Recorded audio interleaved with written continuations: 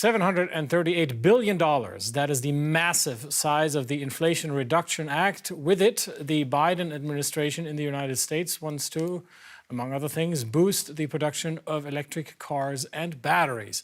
Now, Brussels says those benefits for U.S. car makers put their European competitors at an unfair disadvantage. U.S. President Joe Biden is on a last-minute campaign tour in heavily contested districts, trying to head off Democratic losses in Tuesday's midterm elections.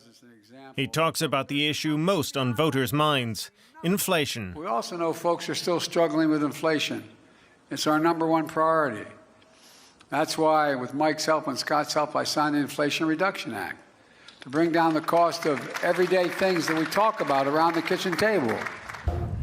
But the act is raising eyebrows in Europe and Asia because it includes a $7,500 tax credit for Americans who buy an electric or hybrid vehicle, but only when it rolls out of a North American factory with domestic batteries.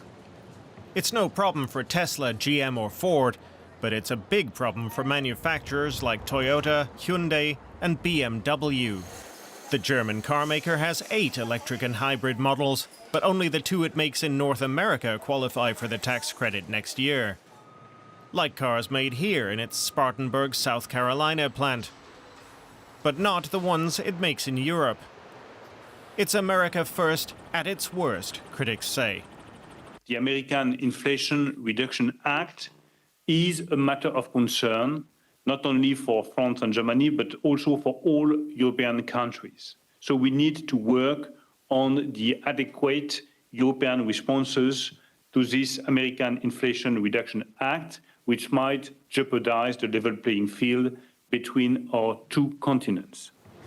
European officials threatened to take retaliatory measures against the United States on Monday, calling the subsidies contrary to World Trade Organization rules.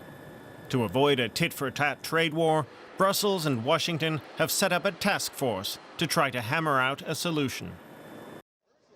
Chinese-made electric vehicles face a new set of tariffs, this time from Canada. The country said Monday it would impose a 100% duty on imports of the cars. That follows similar moves by the US and EU. The levies make no exception for Tesla vehicles manufactured in China. That's in contrast with Europe, which gave Elon Musk's firm a lower rate in return for cooperating with its probe into Chinese exports. Tesla shares fell over 3% following the news. Canadian Prime Minister Justin Trudeau said Ottawa was acting to counter what he called Beijing's intentional overcapacity. We are transforming Canada's automotive sector to be a global leader in building the vehicles of tomorrow. But actors like China have chosen to give themselves an unfair advantage in the global marketplace, compromising the security of our critical industries and displacing dedicated Canadian autos and metal workers. Responding to the news, China's embassy in Canada called the move protectionist and said Ottawa was ignoring World Trade Organization rules. The new tariffs also include a 25% duty on Chinese metals, including steel. And Trudeau said punitive measures on chips and solar cells could follow. US President Joe Biden in May quadrupled tariffs on Chinese EVs to 100%. The EU has imposed duties going up to just over 36%.